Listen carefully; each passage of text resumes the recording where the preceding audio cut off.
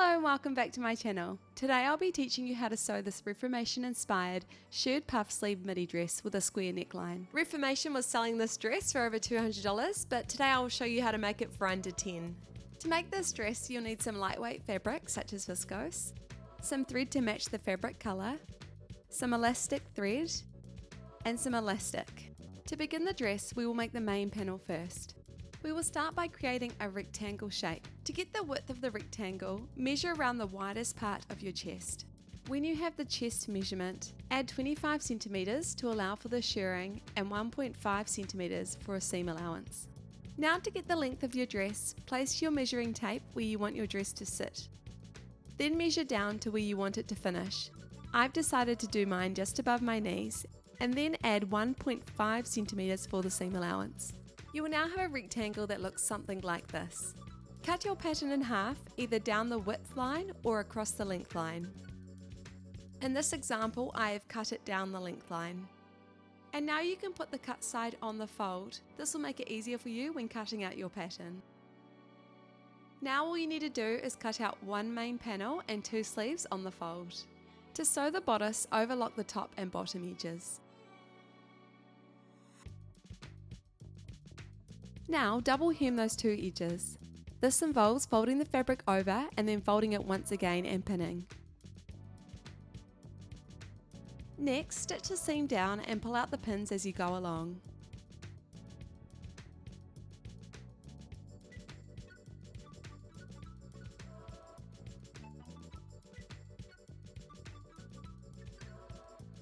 Now use an iron to press the fabric flat.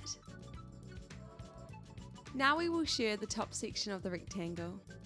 In order to do this, we must wind the elastic thread onto the bobbin. When winding the thread on, you want your tension to be not too tight and not too loose. Next, insert the bobbin into the bottom of the machine and lay your fabric up right side. As you sew, hold the fabric in front with one hand and at the back with the other hand, and stretch the fabric as it goes through the machine so it lays flat. When you get to the end, make sure you leave a long thread and cut so the thread doesn't unravel itself later on. When sewing, I like to use the right side of the sewing machine's foot as a reference as to where I will sew. I believe it does look nicer when the rows are closer together, however this does take longer. Repeat these rows until you have gone down to your desired length. I like to sew all the way down to about my waist. Once finished, use an iron to press the shirring panel. Next, use an overlock to overlock both sides from the top right down to the bottom. This will remove all the leftover thread and give it a nice clean finish. Now we will sew the dress together. To do this, put right sides together and pin all the way down to the bottom. Once ready, sew all the way down, removing the pins as we go along. Now it is time to make the sleeves. To start, overlock all sides of both sleeves. We will now double hem the bottom of the sleeve. To do this, fold the fabric up and then fold once again and pin. Once completed, it should look something like this. We will now sew down both sides. Now we will use the elastic thread to sew a line straight from left to right, about 1 inch in from the bottom of the sleeve. To sew the sleeve shut, put right sides together and pin down and sew. Do this to both sleeves. Now we will hem the oval section of the sleeve. Do this by turning the seam up and pinning. Now sew all the way around on both sleeves.